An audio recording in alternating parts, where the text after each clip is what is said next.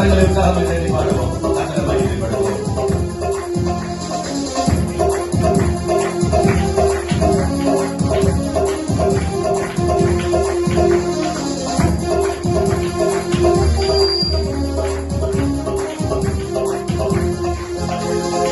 உம்மை நம்பும் நான் பாக்கியவான், உம்மையே நம்பியிருப்பேன். உம்மை நம்பும் நான் பாக்கியவான், உம்மையே நம்பியிருப்பேன். உம்மை நம்பும் நான் பாக்கியவான், உம்மையே நம்பியிருப்பேன். உம்மை நம்பும் நான் பாக்கியவான், உம்மையே நம்பியிருப்பேன். உம்மை நம்புவேன், உம்மை நம்புவேன், உம்மையே நம்பியிருப்பேன். உம்மை நம்புவேன், உம்மை நம்புவேன், உம்மையே நம்பியிருப்பேன். உம்மை நம்பும் நான் பாக்கியவான், உம்மையே நம்பியிருப்பேன். உம்மை நம்பும் நான் பாக்கியவான், உம்மையே நம்பியிருப்பேன்.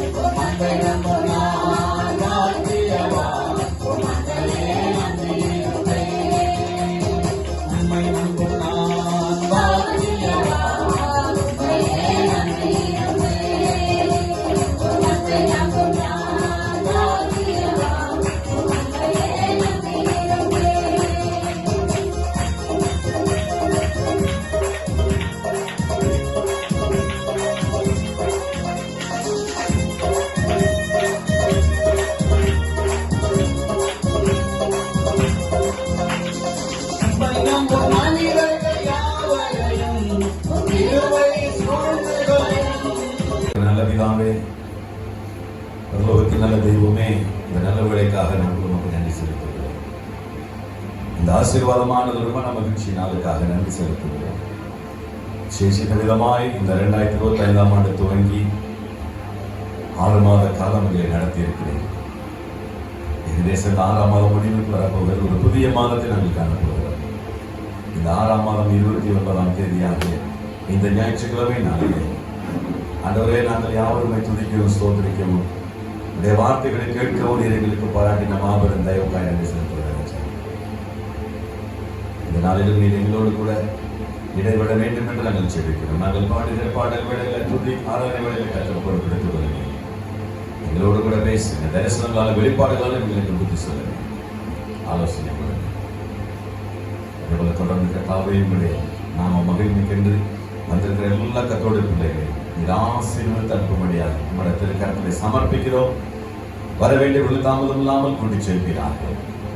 வழிகளில் எந்த விதமான ஆபத்தோ அபகடனமோ நாசமோசமோ தீங்கோ பொல்லாப்பு விபத்தோ ஏற்படாதபடி சுகமாய் கொண்டு வந்து சேர்த்து மகள் சுகபத்திரமாய் மறுபடியும் கொண்டு போய் சேர்த்து வந்திருக்கிற ஒவ்வொருத்தரையும் ஆசீர்வதிக்கும்.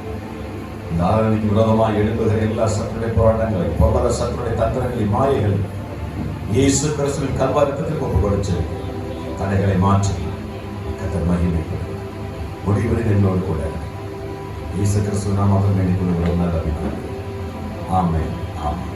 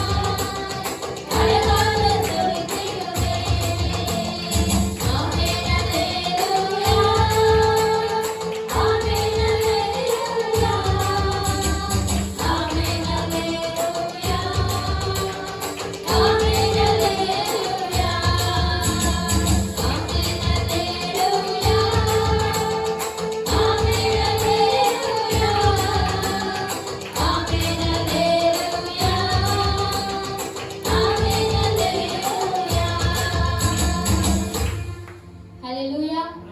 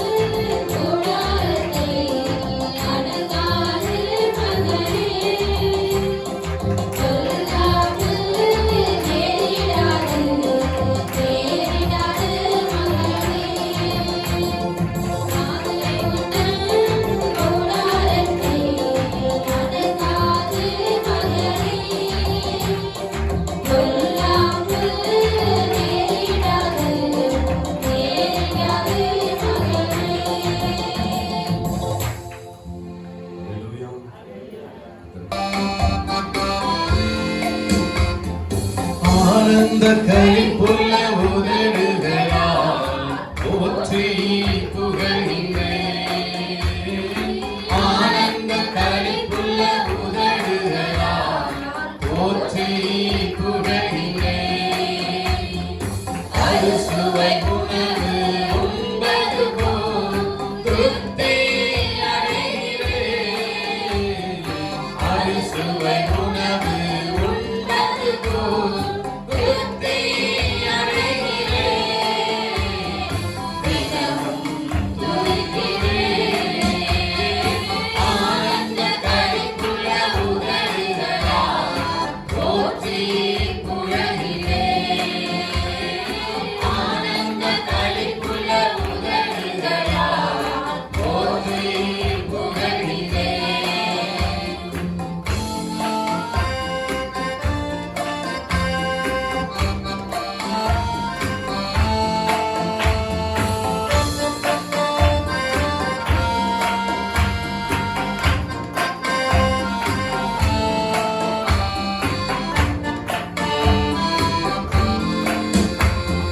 மேலானது உம் பேரன்பு, உயிரினும் மேலானது. மேலானது உம் பேரன்பு. ஆனந்த களிப்புள்ள உதடுகளால் போற்றி புகழ்கிறேன். ஆனந்த களிப்புள்ள உதடுகளால் போற்றி புகழ்கிறேன்.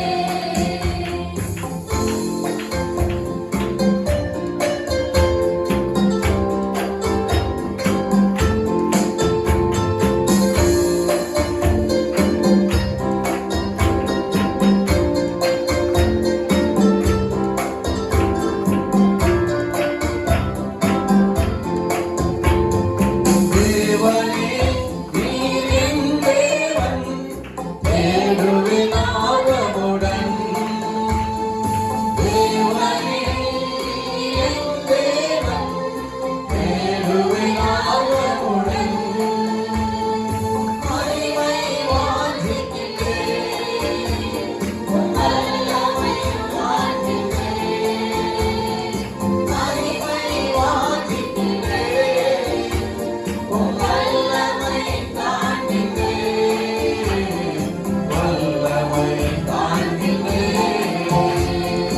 ஆனந்த களிப்புள்ள உதடுகளால் போற்றி புகழ்கிறேன். ஆனந்த களிப்புள்ள உதடுகளால் போற்றி புகழ்கிறேன்.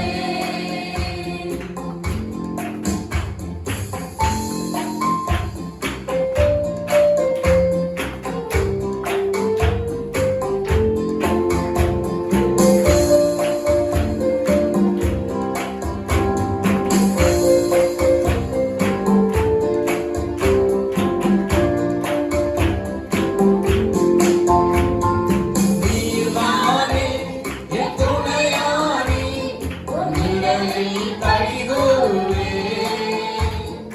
நீர்தானே என் துணையானி, உன் நிழலில் கைகூறுவேன்.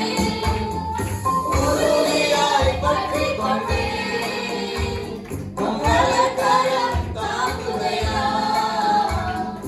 உறுதியாய் பற்றிக் கொண்டேன், உம் வலக்கரம் தாங்குதையா. வலக்கரம் தாங்குதையா. ஆனந்த களிப்புள்ள உதடுகளால்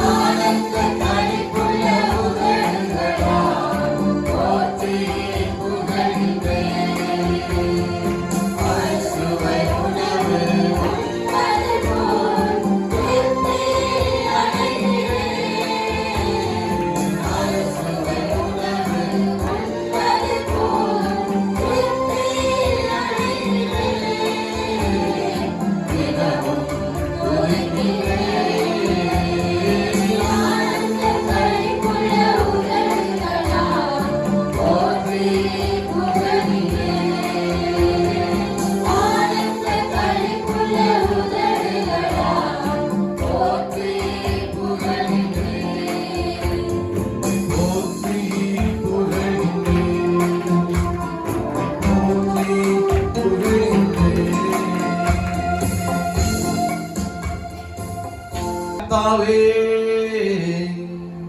நான் உம்மையே நம்பியுள்ளே, கைவிடப்படுவதில்லை. என் பலனாகிய கர்த்தாவே நான் உம்மையே நம்பியுள்ளே, நான் கைவிடப்படுவதில்லை. என் பலனாகிய கர்த்தாவே நான் உம்மையே நம்பியுள்ளே,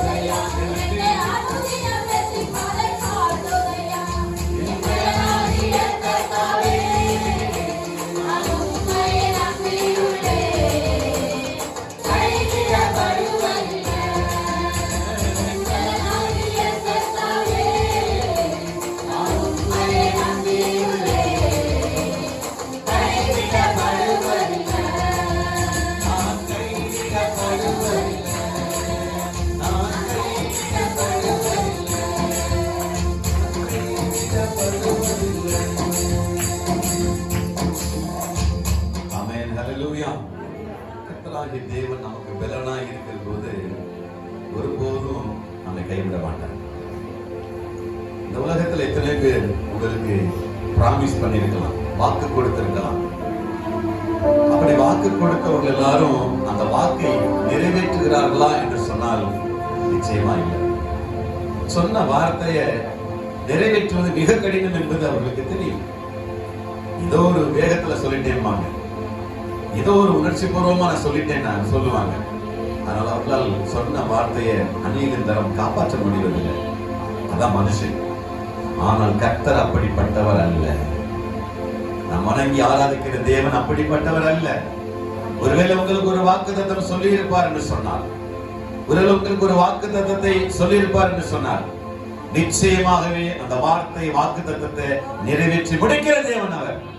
அல்லேலூயா, ஹல்லேலூயா. அந்த உன்னதமான தேவனை தான் நாம் வணங்கி ஆராதிக்க வந்திருக்கிறோம்.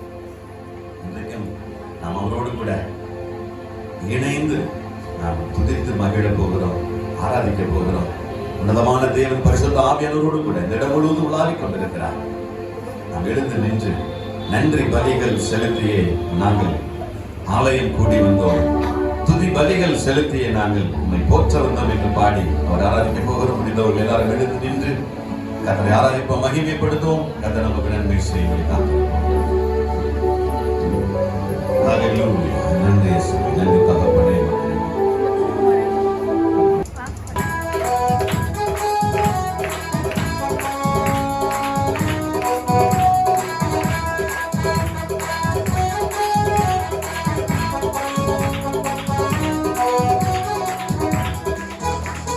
பலிகள் செலுத்திய நாங்கள் ஆலயம் கூடி வந்தோம். பலிகள் செலுத்திய நாங்கள்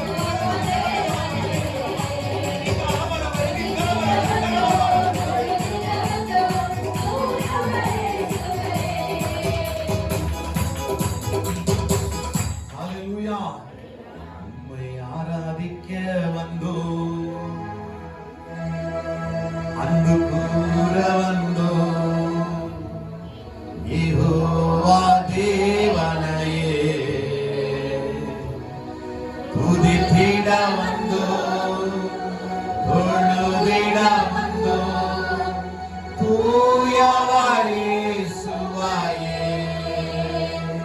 உம்மை ஆராதிக்க வந்தோம், அன்பு கூற வந்தோம், யெகோவா தேவனையே. துதித்திட வந்தோம், தொழுதிட வந்தோம், தூயவர் இயேசுவையே. உம்மை ஆராதிக்க வந்தோம், அன்பு கூற வந்தோம், யெகோவா தேவனையே.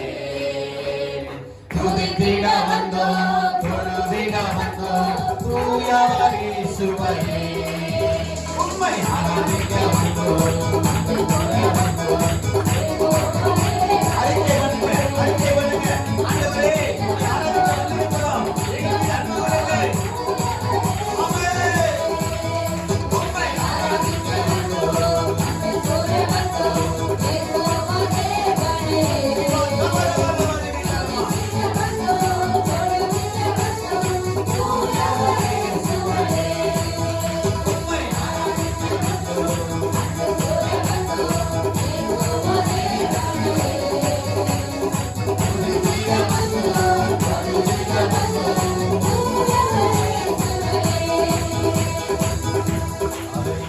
கரங்களை பலப்படுத்தி கர்த்தரை மகிமைப்படுத்துங்க. கரங்களை தட்டி கர்த்தரை மகிமைப்படுத்துங்க. கர்த்தர் நல்லவராய் இருக்கிறார். அவரை ஆசீர்வதிக்கிற தேவன் சகல வியாதிகளையும் துன்பங்களையும் வேதனைகளையும் பரிபூர்ணமாய் விடுதலையாக்க செய்வார். கர்த்தருக்கு மகிமை உண்டாகட்டும். நிச்சயமாக உங்களை இந்த நாளில் சந்திப்பதில் மகிழ்ச்சி. என்னுடைய வார்த்தையை நீங்கள் கேட்பதில் தீவிரமாக இருங்க. வார்த்தைகள் பிரயோஜனம் உள்ளதாக இருக்கும். அந்த வார்த்தைக்கு செவி கொடுங்க. இப்போ எங்களுக்கு கர்த்தருடைய வார்த்தையில இந்த உலகம் எப்படிப்பட்டதாக இருக்கிறது, அதில் நாம எப்படிப்பட்டவர்களாக இருக்கிறோம் என்பதை வெளிக்காட்டும்படியான ஒரு காரியத்தை கர்த்தர் நமக்கு தந்திருக்கிறார். உண்மையாகவே இந்த உலகம் எப்படிப்பட்டது என்று சொன்னால், ஜனங்களுக்குள்ளாக ஒருவர் மேல் ஒருவருக்கு இருக்கிற பொறாமை, போட்டி உணர்வு, வஞ்சகம், இது போல நிறைய சொல்லிக்கொண்டே போகலாம். இப்படிப்பட்ட இந்த உலகத்துல எத்தனையோ ஏமாற்று வேலைகள், எத்தனையோ விதமான அக்கிரம விஷயங்கள், இப்படி ஒரு அநீதி நிறைந்த உலகமாக இந்த உலகம் இருக்கிறது. ஏற்கனவே சொன்னேன், பிசாசு இன்னும் சாகல, அவங்களோட தான் இருக்கிறான். எவனை விழுங்கலாமோ என்று சொல்லி கர்ச்சிக்கிற சிங்கம் போல அவன் வகை தேடி சுடித்திருக்கிறவன் என்று வேதம் சொல்லுகிறார். அது அவனுடைய அந்த போராட்டத்துக்கு நம்ம விலகி நம்மை தப்பித்துக் கொள்ள வேண்டும் என்று சொன்னால், நம்ம அடைக்கலம் போக வேண்டிய ஒரு இடம் இயேசு கிறிஸ்துவினுடைய சரீரமாகிய சபை. அங்க போய் நம்ம அடைக்கலம் புகுந்துக்கிட்டா தான் இந்த சத்துருவினால ஒன்றும் செய்ய முடியாது. இப்படி ஒரு போட்டி நிறைந்த உலகமாக இது இருக்கிறது. சரி, இவைகளெல்லாம் ஒரு புறம் இருக்க, நம்மோடு கூட பழகின அல்லது சக மனிதர்களை பார்த்து அவர்கள் வெளிப்படையா பேசும்போது நம்ம கிட்ட இனிக்க பேசுவாங்க, நல்லா மகிழ்ச்சியா பேசுவாங்க, இனிக்க பேசுவாங்க. ஆனா உள்ளத்துக்குள்ள முழுக்க கசப்பு இருக்கும். அவனை விட ஒரு படி மேல போயிட்டோம்னா அந்த போட்டி பொறாமை உணர்வு உள்ள வந்துடும். அது மட்டும் இல்லாம ஒரு சில நேரம் இவைகளை எல்லாம் நினைத்து பார்க்கும்போது, இப்படிப்பட்ட உலகத்துல நம்ம வாழ்றோமே, என்னடா வாழ்க்கை இது அப்படின்னு தோணும். இப்படி ஒரு சில நம்பிக்கை துரோகம் பண்ணதுக்கு அப்புறம் இவங்களே இப்படி செஞ்சிட்டாங்களே அப்படின்னு சொல்லும் போது ஒரு பெரிய ஒரு மனசுக்குள்ள ஒரு குழப்பம் வரும். ஆனாலும் நீங்க பாருங்க, அப்படிப்பட்ட நபர்கள் நம்ம பேசும்போது அன்பா பேசுவாங்க, நல்லா பழகுவாங்க. நம்ம கிட்ட பசை இல்லைன்னாக்க அப்படியே நம்ம விட்டு ஓடி போயிடுவாங்க. பசை இல்லைன்னா என்ன, நமக்கு பணம் பொருளாதாரம் இல்லைன்னாக்க நம்ம விட்டு விலகி போயிடுவாங்க. நம்ம அங்க ஒண்ணும் இல்லப்பா, போய் என்ன பண்றது அப்படின்பாங்க. நமக்கு என்ன கிடைக்க போகுது போய் அப்படின்னு போயிடுவாங்க. நம்ம கிட்ட இருக்கிற வரைக்கும் தான் அந்த உறவுகள் எல்லாம் அப்படிதான் வரும். அதுக்கப்புறம் எல்லாம் போயிடும். இன்னும் சிலர் பார்ப்பாங்க, உங்க கெப்பாசிட்டியை பார்ப்பாங்க. கெப்பாசிட்டியை பார்த்துட்டு உங்க மூலமா யாராவது நல்ல பசங்களும் ஆட்களை பழகிக்குவாங்க. உங்க மூலமா ஒரு அறிமுகம் கிடைக்கும். அப்புறம் உங்களை விட்டுருவாங்க, அவங்கள பிடிச்சுக்குவாங்க. ஏன்னா அங்க பசங்க இருக்கு, உங்களுக்கு தெரியல. அப்ப இப்படிப்பட்ட ஒரு உலகம். இதெல்லாம் பார்க்கும்போது இந்த உலக பரவாயில்ல, என்னடா மானங்கிட்ட பழப்புது அப்படிம்பாங்க. அப்படிலாம் கேட்க தோணும். நான் கேட்க முடியாது. உண்மை அதுதான். அப்படிப்பட்ட உலகத்துல நாம் வாழுகிறோம் என்பதை மட்டும் மறந்துடக்கூடாது. இந்த உலகத்துல எல்லாருமே நல்லவங்க நம்பி எதுவும் செஞ்சிட முடியாது. ஏன்னா நம்புறவங்க துரோகம் பண்றாங்க. நம்பிக்கை துரோகம் இருக்கிறதுலே பெரிய ஒரு காரியம் வந்து நம்பிக்கை துரோகம். இயேசு கிறிஸ்துவே சொன்னாரு, உங்களிலும் ஒருவன் பிசாசா இருக்கிறாங்க, என்னோட கூட தாளத்துல கையிடுகிறவனாலே எனக்கு விரோதமாய் குதிகாலை தூக்குவான்னு சொல்றாரு. என் கூட அப்பம் விட்டு அப்பம் சாப்பிடுறவன் எனக்கு விரோதமா காலத்துக்கு உதைக்க போறான், என்னை காட்டி கொடுக்க போறான்னு சொல்றாரு. இதுக்குன்னு ஒருத்தர் புதுசா பஸ் ஏறி ரொம்ப தூரம் இருந்து பஸ் ஏறி உங்களுக்கா டிக்கெட் போட்டு வந்து வீட்டை கெடுக்கணும்னு இல்லை, பக்கத்துல இருக்கிறாலே போதும், கூட இருக்கிறாலே போதும். அதனால இந்த உலகம் எப்படிப்பட்டது என்பதை முதலாவது நீங்கள் துல்லியமாக அறிந்து கொள்ள வேண்டும். எல்லாருமே நம்பிடக்கூடாது. எல்லாரும் அப்படி ஒரு வெள்ளந்தியா இருந்துட்டு போயிட்டோம்னாக்க எல்லாரையும் நம்பி நம்பி ஏமாந்து போயிடுவாங்க. கடைசியில மொட்டை அடிச்சு மிச்சம் உட்கார வச்சுட்டு போயிடுவாங்க. அவ்வளவுதான். அதுக்கப்புறம் யாரும் பார்க்க மாட்டாங்க. கர்த்தருக்கு மகிமை உண்டாகட்டும். சரி, இப்படி சொல்லிக்கிட்டே போகலாம். இன்னும் ஒரு சிலர் இருக்கிறாங்க பாருங்க, உங்களுக்கு தெரிஞ்சிருக்கும், பார்ப்பாங்க, பேசுவாங்க, உடனே உங்களுக்கு ஃபோன் நம்பர் வாங்கிடுவாங்க. எதுக்கு தான் வாங்குறாங்கன்னு தெரியாது. ஃபோன் நம்பர் வாங்கிட்டாங்க, அப்புறம் அவங்க வேலை காமிச்சிருவாங்க. அப்புறம் அப்படி அதுக்கு தொடர்ந்து நடக்கிற சொல்ல தேவையில்லை நினைக்கிறேன். அப்புறம் அவங்க பெரிய ஆப்பா வச்சு விட்டுருவாங்க. சோத்திரம், கர்த்தருக்கு மகிமை உண்டாகட்டும். சரி, இவங்கெல்லாம் எப்ப திருந்துவாங்க, எப்படி திருந்துவாங்க அப்படின்னா ஒரு மிகப்பெரிய கேள்வி கொடுங்க. எப்ப இவங்கெல்லாம் திருந்த போறாங்க? வாய்ப்பு இல்லை. ஆண்டவரே வந்து நின்னாலும் அவங்க திருந்த மாட்டாங்க. அப்படிப்பட்டவர்கள் இருக்கதான் செய்யறாங்க. ஆனா ஒன்று மட்டும் நிச்சயம், இவ்வளவு காரியத்தையும் மனசால செஞ்சுட்டு தன்னை பெரிய யோக்கியனை பார்த்து காட்டிக்காம பாருங்க, அப்பதான் வரும் நமக்கு. எல்லா பயலையும் பண்ணிட்டு கடைசியில தன்னை யோக்கிய மாதிரி இருந்து காமிச்சுக்கிட்டாக்க, என்னடா அநியாயம், பண்றதப்பெல்லாம் பண்ணிட்டு எல்லா வேலையும் பண்ணிட்டு யோக்கியனா வேற நடிக்கிறானேன்னு சொல்லி அது மனசுல ஒரு வேதனை வரும். அப்ப நெஞ்ச நிமித்திட்டு பேசும்போது எப்படி இருக்கும் உங்களுக்கு? கர்த்தருக்கு மகிமை உண்டாகட்டும். உலகமகா நடிப்பா சாமி சொல்றாங்கல்ல, அது மாதிரி இது உலகமகா நடிப்படான்ற பேரு. நிச்சயமா இப்படிப்பட்டவங்க நிச்சயமா தேவனுடைய ராஜ்யத்துக்கு போக முடியாது, தெரியுமா? இப்படிப்பட்ட எண்ணம் உள்ளவங்க, சிந்தனை உள்ளவங்க, இப்படி அந்த குரூர புத்தி உள்ளவங்க எல்லாம் நித்திய ராஜ்யத்துக்கு போக முடியாது. அதனாலதான் பிசாசு அவங்களுக்கு இடம் தேடி வச்சிருக்கிறேன், ரெடி பண்ணிட்டு இருக்கேன். அங்க அடுப்பு எரிஞ்சுக்கிட்டு இருக்கு, அக்கினி சூளைய 7 மடங்கு அதிகப்படுத்த சொல்லிடுவார் கடைசியில. சரி, இது எதுவுமே யோசிக்கிற மாதிரி இருக்குதா சொல்ல பாருங்க. இதெல்லாம் உங்க வாழ்க்கை நடந்த மாதிரி இருக்கா? உங்க வாழ்க்கையில நடந்த மாதிரியே தோணுது. எல்லா வீட்டுல வந்து பார்த்த மாதிரியே சொல்றாரு. எல்லா வீட்லயும் நடக்குது, எல்லா இடத்துலயும் அதான் நடக்குது. யாரோ உங்களை ஏமாத்திருக்காங்க நல்லா, அது மட்டும் நல்லா தெரியுது. அப்படி சொல்ல சொல்ல அந்த உங்க கண்ணுமா வந்துட்டு போச்சு அவங்க படம். அப்படியே அந்த படம் வந்துட்டு இல்லடா அவங்க அப்படியே அந்த சொல்றாங்க அப்படியே இருக்குது, இவர் தானா அப்படின்னு சொல்லி அந்த படம் கண்ணுமா வந்துட்டு போகும். உண்மை இயற்கையா இருக்கும். சரி, இன்னும் சொல்ல போனா இப்படி சொல்லிட்டே போலாம். ஒரு முக்கியமான சம்பவத்தை கர்த்தர் பரிசுத்த வேதத்துல வைக்கிறார். அதை நான் சொல்லி நான் சீக்கிரம் நிறைவு செய்ய போறேன். லூக்கா 15ஆம் அதிகாரத்துல ஒரு 3 சம்பவத்தை சொல்றார். இந்த 3 உவமைகளும் இந்த எடுத்துக்காட்டுகளும் அருமையான காரியங்கள். லூக்கா சுவிசேஷம் 15ஆம் அதிகாரத்துல சொல்லும் போது ஒரு ஆடு மேய்க்கிற ஒரு மேய்ப்பன் தன்னிடத்துல 100 ஆடுகளை வச்சிருக்கிறான். அதுல 99 ஆடுகள் தவிர ஒரு ஆடு காணாமல் போயிடுச்சு. இப்ப இந்த ஒரு ஆட்டை தேடி கண்டுபிடிக்கும்படியாக இந்த 99 ஆடுகளையும் ஒரு சேஃபான இடத்துல பாதுகாப்பா வச்சுட்டு அதை பத்தி கவலைப்படாம காணாமல் போன ஆட்டை குறித்து கவலைப்பட்டு அதை தேடி போகிறான். அதை கண்டுபிடித்து வருகிற பொழுதோ தன் தோளின் மீது போட்டுக்கொண்டு சந்தோஷமாக வருகிறான் என்று வேதத்தில் சொல்லப்பட்டிருக்கு. இது முதல் உபமானம். 2வது காரியம் பார்த்தீங்கன்னா, ஒரு ஸ்திரீ 10 வெள்ளிக்காசை உடையவளாக இருக்கிறாள். அதுல ஒரு வெள்ளிக்காசு காணாம போனதுனால அதை கண்டுபிடித்து தீர்வு வரைக்கும் அவ அயராம பாடுபட்டு அதை கண்டுபிடிச்சு, அதை கண்டுபிடிச்சதுனால தன் சிநேகிதிகளையும் அயல் வீட்டுக்காரர்களையும் அழைப்பித்து விருந்து பண்ணினாள். 3வது காரியம் பார்த்தீங்கன்னா, கெட்ட குமாரன் சம்பவம், மனம் திரும்பின குமாரனுடைய சம்பவம். உங்களுக்கு தெரிஞ்சது. இந்த 3 சம்பவங்களையும் லூக்கா 15ஆம் அதிகாரத்துல கர்த்தர் சொல்லி வைத்திருக்கிறார். இப்ப நம்ம பார்க்க போறது 2வது சம்பவம். வாசிங்க, 8ஆம் வசனத்திலிருந்து 10ஆம் வசனம் வரைக்கும் வாசிங்க. லூக்கா 15:8. ஒரு ஸ்திரீ 10 வெள்ளிக்காசை உடையவளா இருந்து அதில் ஒரு வெள்ளிக்காசு காணாமல் போனால் அதில் ஒரு வெள்ளிக்காசு காணாமல் போனால் விளக்கை கொளுத்தி வீட்டை பெருக்கி அதை கண்டுபிடிக்கிற வரைக்கும் ஜாக்கிரதையாய் தேடாமல் இருப்பாளோ? கண்டுபிடித்த பின்பு தன் சிநேகிதிகளையும் அயல் வீட்டுக்காரிகளையும் கூட வரவழைத்து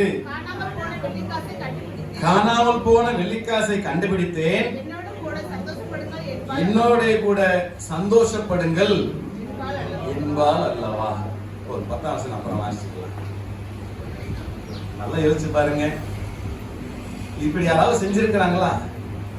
10 வெள்ளிக்காசு வச்சிருந்து ஒரு வெள்ளிக்காசு காணா, அதை தேடி கண்டுபிடிச்சதுக்கு அப்புறம் கூப்பிட்டு யாராவது விருந்து போட்டிருக்காங்களா? நல்லா யோசிச்சு பாருங்க. அப்படி நடக்கிறதுக்கு வாய்ப்பு இருக்கா? இதை திருகாணி காணாம போச்சுன்னா எடுத்தோம்னா சந்தோஷம் கண்டுபிடிச்சப்பா அப்படின்னு சொல்லுவாங்க, ஒரு சந்தோஷம் இருக்கு. அதுக்காக பக்கத்து வீட்டுல எல்லாம் கூப்பிட்டு விருந்து போட்டிருக்காங்களா? இல்லையே. அப்படி ஏதாவது செஞ்சிருக்காங்கன்னா அது உண்மையிலே ஆச்சரியம் தான். ஆக இதுல ஆவிக்குரிய ஒரு அர்த்தம் இருக்கிறது, ஸ்பிரிச்சுவல் மீனிங். அதை நம்ம புரிஞ்சுக்கணும். இந்த 10 வெள்ளிக்காசு என்று கர்த்தராகிய இயேசு கிறிஸ்து குறிப்பிட்ட அந்த காரியம் யூதர்களின் வழக்கத்தின்படி, ஜூஸ் கல்ச்சர்னு சொல்லுவாங்க, அவருடைய கலாச்சாரத்தின்படியாக ஒரு மணமகன் ஒரு மணமகளை விவாகம் பண்ண வேண்டுமானால் அந்த மணமகளை விவாகம் பண்ணுவதற்கான நிச்சயதார்த்தம் அங்கே நடக்கும். அந்த நிச்சயதார்த்தத்திற்கு பிற்பாடு 1 வருஷ காலம் அவர்கள் காத்திருக்க வேண்டும். மணமகனும் காத்திருக்கணும், மணமகளும் காத்திருக்கணும். இந்த மணமகன் என்ன பண்ணுவார்னா, தன்னுடைய தகப்பன் வீட்டை ஒட்டி தன்னுடைய சுய சம்பாத்தியத்தினால ஒரு வீட்டை கட்ட வேண்டும் என்பது ஒரு பிரமாணம். என் சொந்த உழைப்பில சம்பாதிச்சு என் வருங்கால மனைவிக்காக ஒரு வீட்டை கட்டுவேன் அப்படின்னு தகப்பன் வீட்டோட சேர்ந்து, தனியா கட்டுறது இல்ல, தகப்பன் வீட்டை ஒட்டியே அப்படி சேர்ந்து எழுப்பி வீட்டை கட்டணும். அதுக்கு தான் 1 வருஷ காலம் டைம் அது கொடுக்குறாங்க. அந்த 1 வருஷ காலம் மனவாட்டி என்ன பண்ணு தெரியுங்களா? 10 வெள்ளிக்காசை கொடுத்துட்டு போவாங்க நிச்சயம் பண்ணி. மாப்பிள்ளை வீட்டு பொண்ணுகிட்ட கொடுத்துட்டு போற 10 வெள்ளிக்காசு. நம்ம நினைக்கிற மாதிரி இப்படி என்றது 1 2 3 அப்படி என்றது இல்ல. அது ஒரு டிசைனா இருக்கும், ஒரு பசில் மாதிரி இருக்கும். ஒரு வெள்ளிக்காசுக்குள்ள இன்னொரு வெள்ளிக்காசு பொருந்தும். அது மாதிரி 10 வெள்ளிக்காசு அடுக்கி வச்சா ஒரு கோபுரம் மாதிரி இருக்கும். அது மாதிரி ஒரு ட்ரையாங்கிள் ஷேப்ல அந்த காசு அடுக்கி வைப்பாங்க. அப்போ கரெக்டா 10வது காசு 9வது காசு 8வது காசு இப்படி அடுக்கி வச்சுட்டு, ஒருவேளை இடையில ஒரு காசு இப்ப காணான்னு வைங்களேன், அந்த கல்யாணம் நடக்காது. அந்த கல்யாணம் கடைசியில் நடக்காம போயிடும். ஏன்னா ஒரு வெள்ளிக்காசை கூட காப்பாற்ற முடியலையே, இவன் எப்படி வந்து என் குடும்பத்தை காப்பாற்ற போறான்னு அந்த மணமகன் மணமகளை தள்ளி விட்டுருவாங்க. அந்த கல்யாணம் நடக்காது. இது ஜூஸ் கல்ச்சர், இது யூத கலாச்சாரம். இப்ப சொல்லுங்க, இந்த வெள்ளிக்காசை கண்டுபிடிச்சதுனால சாப்பாடு போட்டிருப்பால இல்லையா? அதான் விஷயம். அப்ப இதுல ஒரு வெள்ளிக்காசு இப்ப காணாம போச்சு. எந்த வெள்ளிக்காசுல? இந்த பெட்ராத்தல் பீரியட்ல மணமகனுக்காக திருமணத்திற்காக ஆயத்தமா இருக்கிற ஒரு மணவாட்டி ஒரு காசை தொலைச்சிட்டா. இப்ப ஐயோ வாழ்க்கையே போச்சு, காசு தொலைஞ்சு போச்சுன்னா வாழ்க்கையே போச்சு. இப்ப என்ன செய்யறாங்க? அந்த வசனத்தை வாசிச்சு பாருங்க. அதுக்காக என்ன செய்யறாங்க பாருங்க. 8ஆம் வசனம்.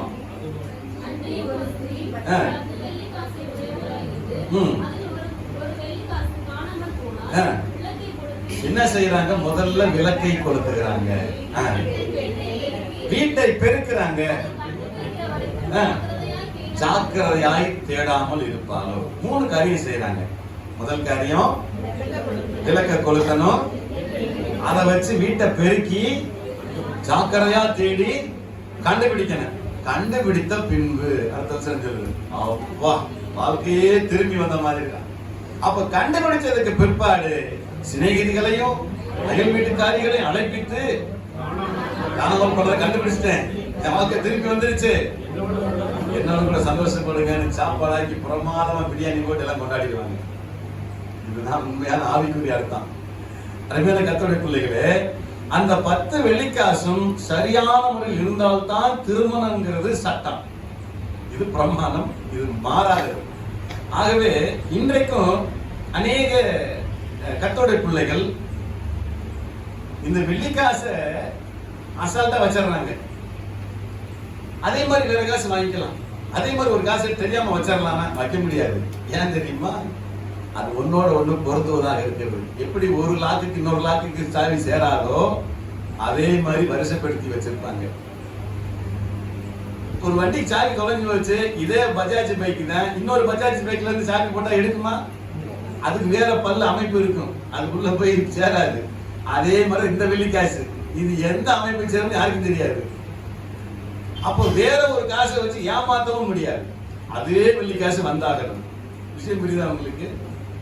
இது எதற்கு அடிப்படையாக சொல்லப்பட்டது என்று சொன்னால், உபாகமம் 5ஆம் அதிகாரத்தில் சொல்லப்பட்டிருக்கிறது 10 கட்டளைகளுக்கு அடையாளமாய் சொல்லப்பட்டிருக்கிறது. 10 கட்டளைகளை நீ நியாயமாய் உண்மையாய் அனுசரிக்க வேண்டும் என்று அதன் அடிப்படையில தான் இயேசு கிறிஸ்துவானவர் இந்த விளக்கத்தை சொல்றாரு. 10 வெள்ளிக்காசு எதற்கு சமம்? 10 கட்டளைகளுக்கு சமம். 10 கட்டளை உங்களுக்கு வரிசையா தெரியுமா? வரிசையா தெரியாது. 10 என்ன, 9 என்ன, 8 என்ன, 7 என்ன, 6 இதெல்லாம் முறைப்படி அடுக்கி வச்சிருக்கிறது. விபச்சாரம் செய்யாதிருப்பாயாக, கொலை செய்யாதிருப்பாயாக, இதெல்லாம் அப்படி அடுக்கி வச்சிருக்கிறது. நான் வாசிச்சு பாருங்க. நீங்க 21ஆம் வசனம் வரைக்கும் 7ஆம் வசனத்துல இருந்து 5ஆம் அதிகாரம் 7ஆம் வசனத்துல இருந்து 21 வரைக்கும் வீட்டுல வாசிச்சு பாருங்க. என்ன என்று வேற தேவன் உண்டாயிருக்க வேண்டாம், எனக்கு ஒப்பான எந்த சுரூபத்தை நீ உண்டாக்க வேண்டாம், நமஸ்கரிக்க வேண்டாம். அதான் அதான் அப்புறம் சரி கட்டளைகள் அப்படியே வாங்க.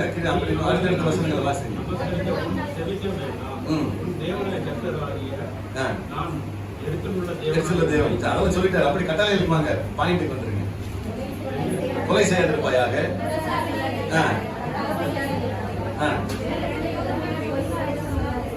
ஆமா இச்சையாதிருப்பாயாக. சரி போதும் போதும். இப்படியே ஒரு 10 கட்டளைகள் வச்சிருக்காரு. இப்ப நம்ம 9 காசுல கரெக்டா இருப்பேன், 10வது காசை தவற விட்டுருவேன். 10வது கட்டளைய தவற விட்டுருவாங்க. எல்லாத்துலயும் கரெக்டா இருப்பாங்க. பிறனுக்குள்ள யாதொன்றையும் இச்சையாதிருப்பாயாக அப்படிங்கும்போது மாட்டிக்கிறேன். அதை தொலைஞ்சு போயிரு. அது தொலைஞ்சு போய் இந்த தேடிட்டு இருக்கிறாங்க.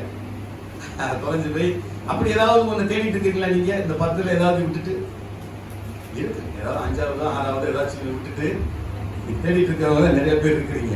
சரி, கர்த்தருக்கு மகிமை உண்டாகட்டும். ஆனால் யாக்கோபு 2ஆம் அதிகாரம் 10ஆம் வசனத்துல கர்த்தர் ஒரு புதிய முறையை கொடுக்கிறார். என்ன பாச, நீங்க தான் கட்டளைகள் பிரமாணங்களா ஒண்ணும் இல்லைன்னு சொன்னீங்க, கட்டளைகள்னால பிரயோஜனம் இல்லைன்னு சொன்னீங்க, கட்டளைகள் மாற்றப்பட்டாச்சுன்னு சொன்னீங்க. ஆமா, மாத்திட்டாரு. மாத்தி யாக்கோபு 2:10 சொல்றாரு பாருங்க. எப்படி எனில், ஒருவனது நியாயப்பிரமாணம் முழுவதையும் கை கொண்டிருந்தும் ஒன்றிலே தவறினால் எல்லாவற்றிலும் குற்றவாளியா இருப்பான். சரியா போச்சா? நீங்க நியாயப்பிரமான 10ஐயும் கடைபிடிச்சிட்டு வந்து ஒன்ன மட்டும் நான் செய்ய முடியலைங்க. அம்மா சொல்லுவாங்க, சாமி ஞானசாமி எடுத்துட்டு திருவிருந்து எடுக்கிறேன், அந்நிய பாஷை பேசுறேன், ஜெபம் பண்றேன், இந்த பொடியை மட்டும் விட முடியல சாமி. அது பொடி போடுறதை மட்டும் விட முடியல. அப்ப நம்ம மச்சத்துக்கு போயிடுவேனா? இதுக்கு நீங்க தான் பதில் சொல்லலாம். எல்லாத்தையும் நான் செய்யறேன், எல்லாமே செய்யறேன், ஆனா பொடி போடுறத மட்டும் என்னால விட முடியல. காசு கொடுத்து அதுக்கு டப்பா டப்பா வச்சிருக்கிறாங்க. இப்ப எல்லாம் பொடி வேற வந்துருச்சு, நிறைய வச்சிருக்காங்க சொல்றாங்க. அப்ப எல்லாம் செஞ்சுட்டு ஒன்ன மட்டும் விட முடியலன்னா நியாயபுரமான முழுசலையும் தவறதுக்கு சமம். அதான் சொல்றாரு, 10 வெள்ளிக்காசு இருக்குது, ஒரு வெள்ளிக்காசு காணாம போனால ஃபெயில் ஆயிட்டார். ஒரு வெள்ளிக்காசு காணாம போனாலும் கல்யாணம் நடக்காது. எல்லாத்தையும் தவறிட்டேன். ஏன்னா உன்னால காப்பாற்ற முடியல.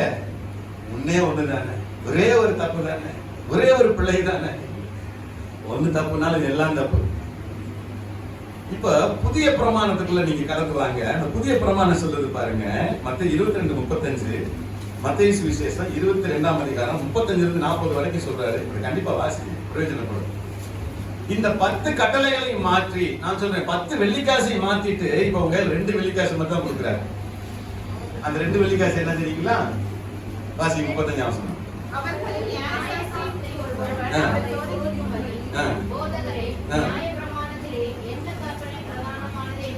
இந்த 10 வெள்ளிக்காசுல எத்தனாவது வெள்ளிக்காசு ரொம்ப பெருமையானதுன்னு கேட்கிறான்.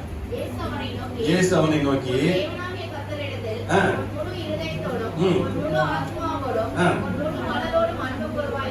தேவனிடத்துல அன்பு கூறுவாயாக. இதான் முதல் வெள்ளிக்காசு. அடுத்து இரண்டாம் கற்பனை, அன்பு கூறுவது போல. அவ்வளவுதாங்க. அடுத்த வாசிங்க. அது இந்த 2 கற்பனைகளிலும் இந்த 10 கற்பனைகள் முழுவதும் தீர்க்க தரிசனங்கள் முழுமையும் அடங்கி இருக்கிறது. இந்த 2 கற்பனைகள்ல நான் சொல்ற 2 வெள்ளிக்காசுக்குள்ள இந்த 10 வெள்ளிக்காசு அடங்கி இருக்கு. நீங்க இது 2 கடைபிடிச்சா போதும், இந்த 10ஐயும் நிறைவேற்றி முடித்ததற்கு சமம் என்று கர்த்தராகிய தேவன் சொல்லுகிறார். இதுக்கு 10 பரவாயில்லைங்கிறீங்களா? 10 கூட நான் செஞ்சுறேன், என் அன்பு கூற மட்டும் முடியாது. அது எப்படி இந்த பக்கத்து வீட்டுக்கார்ட்ட அன்பு கூறுறது?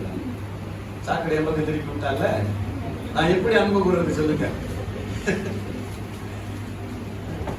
அவ வீட்டு நான் என் வீட்டுல வந்தாலும் அசிங்கம் பண்ணிட்டு போகுது, அந்த கோழி எங்க வீட்டுல வந்தாலும் மேய்ச்சிட்டு போகுது, நான் எப்படி அன்பு கூறுறது? இது சட்டம் பிரச்சனையா இருக்கு. அது கொலை செய்யாது இருப்பாங்க, விபச்சாரம் செய்யறப்ப கூட அதெல்லாம் ஓகே அதெல்லாம் நாங்க கடைபிடிச்சிக்கிறோம். அன்பு கூற மட்டும் முடியாது சாமி. அப்ப இந்த வெள்ளிக்காசு எதை குறித்து நமக்கு கற்றுக் கொடுக்க என்று சொன்னால், கர்த்தருடைய பிரமாணங்களை நியமங்களை நாம் கடைபிடிக்க வேண்டும் என்பதை நினைவுபடுத்துகிறது. அதுன்னு சொல்றாரு, நீ இவ்வளவு சிரமப்பட வேண்டாம்ப்பா, நீ கடவுள்கிட்ட அன்பாயிரு, என் மேல அன்பாயிரு, உன்கிட்ட அன்பு கூற மாதிரி மற்றவங்கள்ட்ட அன்பாயிருங்கிறார். இவ்வளவுதான் சொல்லி கொடுக்கிறார். அதனால கர்த்தருடைய பிள்ளைகளே, அதற்கு ஒப்பாக இந்த 10 வெள்ளிக்காசுக்கு ஒப்பாக கலாத்தியர் 5ஆம் அதிகாரம் 22ஆம் வசனத்துல, அதுல 23, 24 வரைக்கும் நீங்க வாசிச்சு பாருங்க. 26 வரைக்கும் வாசிக்கலாம். அதுல இந்த 10 வெள்ளிக்காசை அப்ளை பண்றாரு. இப்ப புதிய ஏற்பாட்டு வெள்ளிக்காசு, புதிய ஏற்பாட்டு கற்பனை அங்க வருது. வாசிங்க. ஆவியின் கனியோ அன்பு 1, சந்தோஷம் 2, சமாதானம் 3, 4, 5, 6, 7, 8, 9. 9 தான் இருக்குது. இன்னொரு வெள்ளிக்காசு எங்க? 26ஆம் வசனத்துல சொல்லி இருக்கிறார். வீண் புகழ்ச்சி விரும்பக்கூடாது, கோபம் ஊட்டக்கூடாது, பொறாமை கொள்ளக்கூடாது. இது 10வது வெள்ளிக்காசு. இப்ப சொல்லுங்க, உங்களுக்கு எந்த வெள்ளிக்காசு காணாம போச்சு? கண்டிப்பா ஏதாவது 1-2 போயிருக்கணும். ஆவியின் கனிகள்ல வாசிச்சு பாருங்க. உங்களுக்கு எந்த வெள்ளிக்காசு இருக்கு? அன்பு இருக்கா? சந்தோஷம் இருக்கா? அதுதான் கொஞ்சம் கம்மியா இருக்கு. அப்புறம் சமாதானம் இருக்கா? அது டோட்டலா இல்ல. அப்புறம் நீடிய பொறுமை இருக்கா? சுத்தமா இல்ல. எப்பா ஒருத்தர் 5 காசுக்கு மேல தொலைச்சிட்டாங்க, ஒரு 6 காசு காணாம. 1 காசு காணாம போனதுக்கு அவ வீட்டை விளக்க கொளுத்தி, வீட்டை பெருக்கி, நம்மளால மாத்திடுவாங்க. வீட்டை கொளுத்தி வீட்டை கொளுத்தா முடிஞ்சு வச்சு. வீடு எது? சரீரமாகிய சபை, நம்மதான் வீடு. வீட்டை கொளுத்தா முடிஞ்சு வச்சு, ஒரே முடிஞ்சு வச்சு. அப்ப இன்றைக்கு நிறைய பேர்ட்ட நிறைய வெள்ளிக்காசு காணாம போச்சு. நம்ம முறை என்ன செய்யணும்? முதல்ல என்ன செய்யணும்? வெள்ளிக்காசை கண்டுபிடிக்க என்ன செஞ்ச அந்த ஸ்திரீ? விளக்கு எது?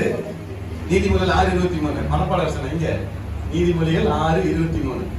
அசிங்க பாப்பா. கட்டளை தான் விளக்கு, தேவன் தான் வெளிச்சம், போதக சிச்சை தான் ஜீவ வழி. மனப்பாட வசனம் இல்லையா? சரி, அப்ப இந்த கட்டளைகள் இதுதான் உங்களுக்கு விளக்கா இருக்கணும். இந்த விளக்க கொளுத்தி பாருங்க, இந்த விளக்க கொளுத்தி பாருங்க, நீ சரியா இருக்கியா நமக்கு தோணும். அன்பு இருக்கா, சமாதானம் இருக்கா, சந்தோஷம் இருக்கா, சாந்தம் இருக்கா, நீடிய பொறுமை இருக்கா, இச்சை அடக்கம் இருக்கா, இதெல்லாம் விளக்க கொளுத்தி பார்த்தாதான் தெரியும். இந்த வேதத்தின் பிரகாரம் நான் அன்பா இருக்கிறேன். இங்கே அதுக்கு முன்னோட்டம் சொன்னேன். அவங்க பாக்குறவங்க பேசுறவங்க நல்லா இனிக்க பேசுவாங்க. உள்ளுக்குள்ள பூரா 100% 200% கசப்பு இருக்கும். உங்களை விட ஒரு படி மேல போயிட்டாங்க வைங்க, எப்படிடா நம்ம கூட தான் இருந்தேன், நம்ம கூட தான் ஓடுங்க, நம்ம கூட தான் படிச்சேன், நம்ம கூட தான் வேலை பார்த்தேன், அவன் மட்டும் வாங்கியிருக்கேன். அப்ப என்னன்னா அந்த பொறாமை, அந்த வஞ்சகம், தந்திரம், இதெல்லாம் மனுஷனுக்குள்ள வச்சாச்சு. கர்த்தர் சொல்றாரு, இப்போ விளக்க கொளுத்தி பாரு, எதுல நீ காணாம போதுன்னு உனக்கு தெரியுங்கிற, எந்த காசை காணாம போட்டேன்னு உனக்கு தெரியுங்கிற. இப்ப நிறைய பேர் அப்படின்னு தேடிட்டு இருக்கிறாங்க. ஆகவே கலாத்தியர் 5:22 சொல்லும் போது அந்த ஆவியின் கனிகள் 9 26ஆம் வசனம் சொல்லப்பட்டது போல ஒருத்தர் கோபம் உண்டாமலும், ஒருத்தர் அங்க வீண் புகழ்ச்சியை விரும்பாமலும், ஒருவர் பொறாமை கொள்ளாமலும் இருங்கிறார். அன்பா இருங்க, சமாதானம் இருங்க, சந்தோஷமா இருங்க எல்லாம் சொல்லிட்டு ஒருத்தருக்கு ஒருத்தர் சந்தோஷமா இருங்க, கோபம் ஊட்டாதீங்க, பொறாமை கொள்ளாதீங்க அப்படின்னு சொல்லி தர்றாரு. அன்னைக்கு 9 காசு காணாம போனாலும் பரவாயில்ல, இந்த கடைசி ஒரு காசுல எல்லாம் அவுட் ஆகி போயிடுவாங்க. 10வது காசு காணாம. அப்புறம் எப்படி கல்யாணம் நடக்கும்? உண்மையிலே நாம் ஆவிக்குரிய மனவாட்டிகள். மணவாளன் வரும்போது விளக்கு எரிகிறவனாய் காணப்படுகிறவர்கள் தான் உள்ள போக முடியும். மத்தேயு சுவிசேஷம் 25ஆம் அதிகாரத்துல புத்தியுள்ள கன்னிகைகளும் புத்தி இல்லாத கன்னிகைகளும் குறித்து சொல்லப்பட்டிருக்கு. அதுல 1ஆம் வசனத்துல வாசிச்சு பாத்தீங்கன்னா 12 வசனம் வரைக்கும் மிக தெளிவா சொல்றாரு. 5 பேர் புத்தி இருந்துச்சு, 5 பேருக்கு புத்தி இல்ல, எல்லாமே கன்னிகைகள் தான். கன்னிகைகள் அப்படின்னா நியமிக்கப்பட்டவர்கள் அல்லது பரிசுத்தமானவர்கள் என்று அர்த்தம். மணவாளனுக்காக நியமிக்கப்பட்ட கன்னிகைகள் நிச்சயம் பண்ணிட்டாங்க. நிச்சயம் பண்ணதுக்கு அப்புறம் என்ன கொடுத்துட்டு போகணும்? 10 வெள்ளிக்காசை கொடுத்துட்டு போகணும். கொடுத்துட்டு போயிருக்காரு. இப்ப அதுல 5 பேருக்கு மட்டும்தான் புத்தி இருந்துச்சு, 5 பேருக்கு புத்தி இல்ல. என்ன அர்த்தம் சொல்ல வராரு? 10 பேருக்கு தீவெட்டி இருந்துச்சு, ஆனா 5 பேர் மட்டும்தான் கூட எண்ணெயை கொண்டு போனாங்க. 5 பேர் கூட எண்ணெயை கொண்டு போகல. அப்ப அவங்க மணவாளன் வருகிற நேரமானதுனால எல்லாம் அயர்ந்து தூங்கிட்டாங்க. புத்தி உள்ளவர் என்ன பண்ணாங்க? அணைச்சு வச்சிருந்தாங்க, எண்ணெய் கூட வச்சிருந்தாங்க. இவங்க அப்படியே போட்டு படுத்து தூங்கிட்டாங்க. 5 பேர் அப்படியே தூங்கிட்டாங்க. மணவாளன் வருகிறார் அப்படி சத்தம் கேட்டுச்சு. உடனே எந்திரிச்சு இவங்க புத்தியுள்ள என்ன பண்ணாங்க? டக்கு எல்லாம் தொடச்சு விளக்க கொளுத்துறாங்க, எண்ணெய் ஊத்துறாங்க, தீ பத்த வைக்கிறாங்க, ரெடி ஆயிடுச்சு. அப்ப புத்தி இல்லாதவர்கள் எந்திரிச்சு அவங்க பார்த்தா அணைஞ்சு கிடக்குது. அவங்க விளக்கு அணைஞ்சு கிடக்கு. ஐயோ, எங்க விளக்கு அணைஞ்சு போச்சு, உங்கள்கிட்ட வந்து கொஞ்சம் எண்ணெய் எங்களுக்கு கொடுங்க, நாங்களும் உங்களோட சேர்ந்து வரோம்னு சொல்லும் போது அந்த வேலை மட்டும் ஆகாது. ஏன்னா உங்களுக்கு கொடுத்துட்டா எங்களுக்கும் பத்தாம போயிடும், நாங்களும் உள்ள போக முடியாது. நீங்க விக்கிறவங்கள போய் வாங்கிட்டு வந்து சீக்கிரம் வாங்க அப்படின்ட்டு மணவாளன் வந்துட்டாரு. கதவு திறந்தாச்சு. யாருடைய தீவெட்டி எல்லாம் எரிஞ்சிட்டு இருந்துச்சோ அவங்க எல்லாம் உள்ள போயிட்டாங்க. யாருடைய விளக்கெல்லாம் எரிஞ்சிட்டு இருந்துச்சோ அவங்க எல்லாம் உள்ள போயிட்டாங்க. யார் விளக்கு எரியலையோ அவங்க உள்ள போக முடியல. திரும்பி எங்கேயோ வாங்கி கொண்டு வந்து திருப்பி வந்து விளக்கு கொண்டு வந்து நிக்கிறாங்க. ஆண்டவரே எங்களுக்கும் தரங்க, யாரும் தெரியாது, அப்படியே போயிருங்க. அதனால அவங்க புத்தியுள்ள கன்னிகைகள் என்கிற பேரில் அழைக்கப்படுகிறாங்க. அப்ப நாம தான் ஆவிக்குரிய மனவாட்டி. இந்த ஆவிக்குரிய மனவாட்டியாகிய நாம் அந்த மணவாளன் நமக்கு தந்திருக்கிற 10 தாலந்துகளையும் அல்லது 10 வெள்ளிக்காசுகளையும் நியாயமாய் பாதுகாப்பாய் வைத்திருக்க வேண்டியது அவசியம். அன்பா இருக்கணும், சமாதானமா இருக்கணும், சந்தோஷமா இருக்கணும், நீடிய பொறுமையோடு இருக்கணும், சாந்தத்தோட இச்சையடக்கத்தோட பொறாமை கொள்ளாம ஒருத்தர் கோபம் மூட்டாம இருக்கணும்னு வேலை சொல்லி இருக்குது. இப்ப வெள்ளிக்காசை தொலைச்சிட்டு நம்ம தேடிக்கிட்டு இருக்கிறோம். நான் சொல்றேன், நிச்சயமா இன்னைக்கு வீட்டுக்கு போய் விளக்க கொளுத்துறீங்க, விளக்க கொளுத்தி வீட்டை பெருக்குறீங்க. விளக்க கொளுத்தி வீட்டை பெருக்குனால கண்டுபிடிக்க முடியாது, இங்கேல இருக்குது, காணாம போனது உள்ளுக்குள்ள இருக்கு. அப்போ கட்டளை தான் விளக்கு, வேதம் தான் வெளிச்சம். பைபிள் படிக்கணுங்க, கர்த்தருடைய வார்த்தையை நாம கற்றுக்கொள்ளணும், உபதேசங்களை கேட்கணும். போதக சிக்ஷை தான் ஜீவ வழி. போதகர் ஏதோ பேசிட்டு இருக்கிறாரு, நம்ம அப்படியே போவோம், நம்ம அப்படியே செல்போன் நோண்டிக்கிட்டு இருந்துட்டு வந்துடுவோம் அப்படின்ட்டு போனீங்கன்னா இது ஒரு காலத்துல போய் மறு காலத்துல திரும்பி போயிடும். சின்ன பிள்ளை கேட்பாங்க, சர்ச்சுக்கு போயிட்டு வந்தேன்னுமே, எப்பா இன்னைக்கு என்னப்பா 2வது வாசகம் என்ன வாசிச்சாங்க? என்னமோ வாசிச்சாரு அப்படின்ட்டு வந்துடுவோம். மனசுல படாது, மற்றதெல்லாம் ஞாபகம் இருக்கும். அப்படியே நம்ம வேற என்னென்ன வந்தாங்க, யார் என்ன சில கலர் சேலை கட்டி வந்தாங்க, அதெல்லாம் ஞாபகம் இருக்கும். அதெல்லாம் மற்றது மறந்தது. அது உலக நடப்பா இருக்கான். இயற்கை, மனுஷனோட இயற்கையான குணமே அப்படித்தான். நல்லா உன்னை பார்த்தேன்னா அப்புறம் மற்றதெல்லாம் மறந்து போயிடும். அதுதான் உலக நியமமும் கூட. சரி, கர்த்தருக்கு மகிமை உண்டாகட்டும். நான் நேரம் இழுக்க விரும்பல, சீக்கிரமா நான் உங்களுக்கு முடிக்க நினைக்கிறேன்.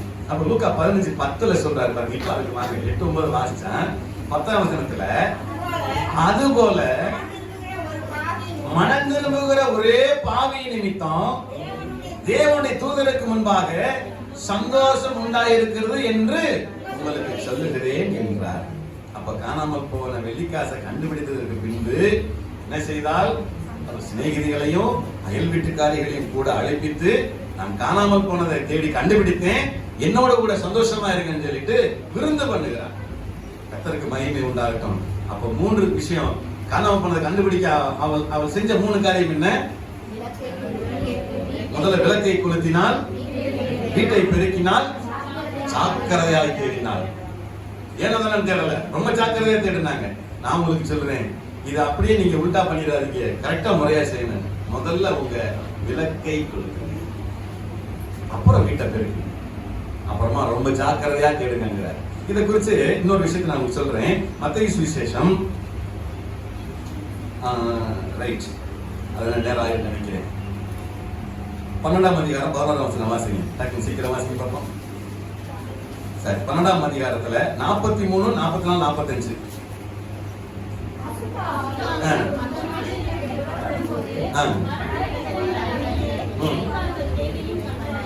ஆமா.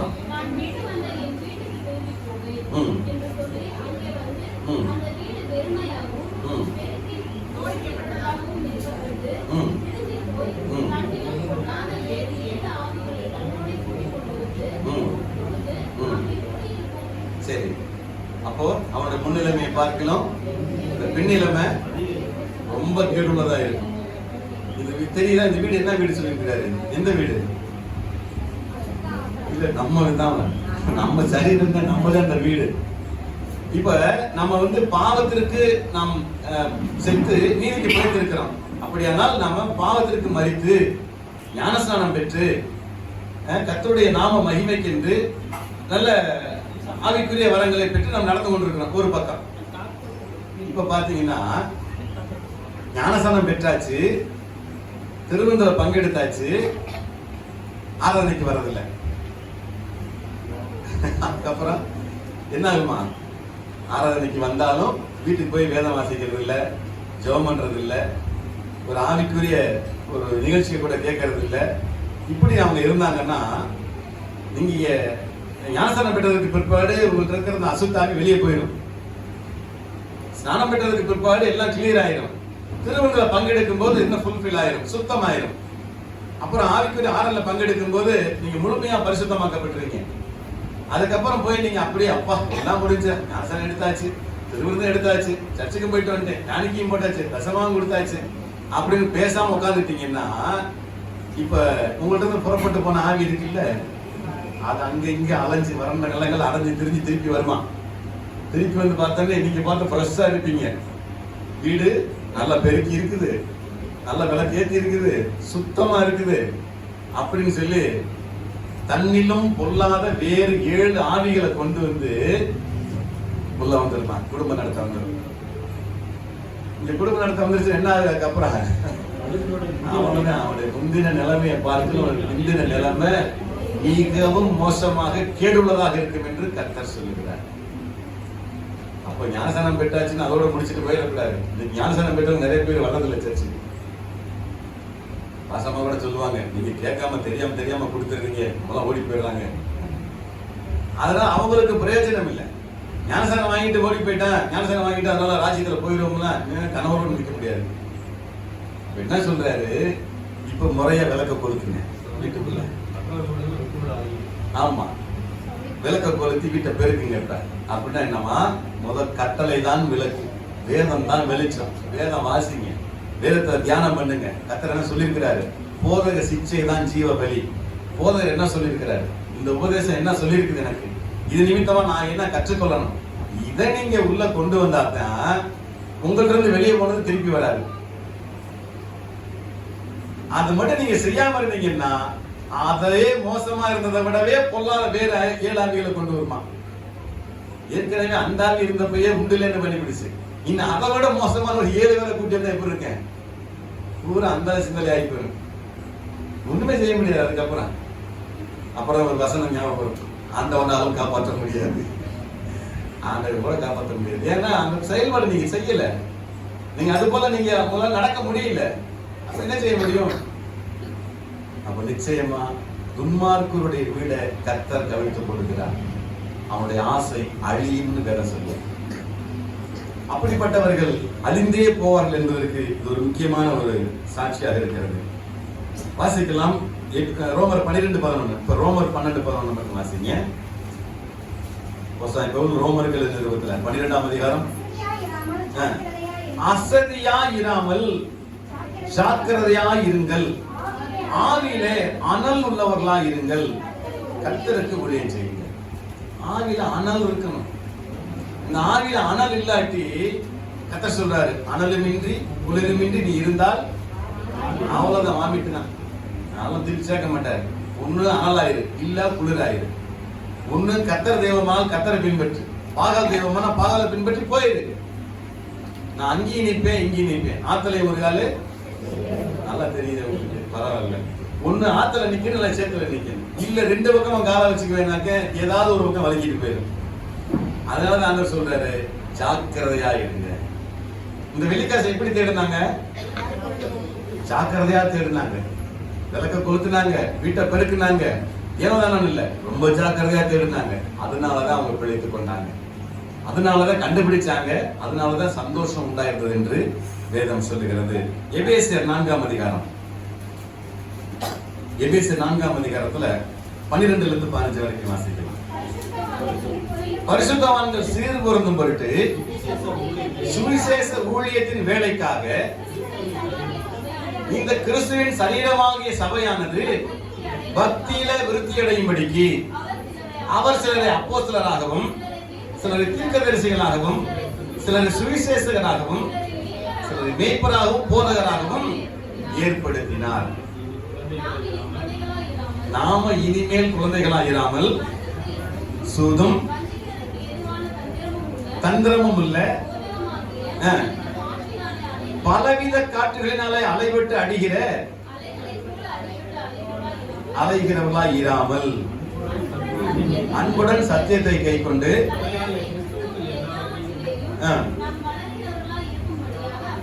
அப்படி செய்தார். அல்லேலூயா.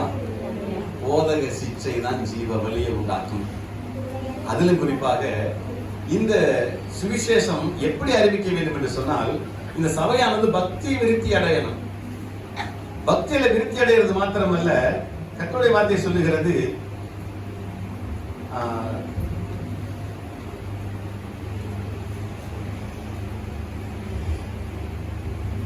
11ஆம் வசனத்தில் சொல்லியிருக்காரு பாருங்க, மேலும் நாம் அனைவரும் தேவனுடைய குமாரனை பற்றும் விசுவாசத்திலும் அறிவிலும் ஒருமைப்பட்டவர்களாகி கிறிஸ்துவனுடைய நிறைவான வளர்ச்சியின் அளவுக்கு தக்க பூரண புருஷராக நினைக்கும். அப்ப அவருடைய வளர்ச்சிக்கு தக்க நம்ம பூரண புருஷனா மாறணும்.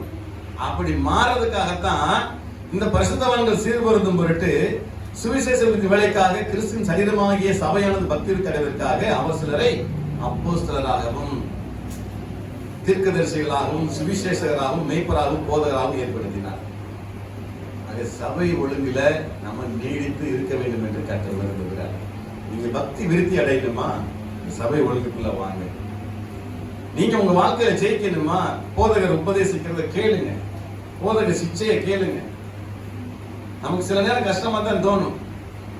நான் நிறைய இடங்கள்ல பார்த்திருக்கிறேன், ஆராதனை பாட்டு முழுசு முழங்கால நின்றுதான் பாடுவாங்க.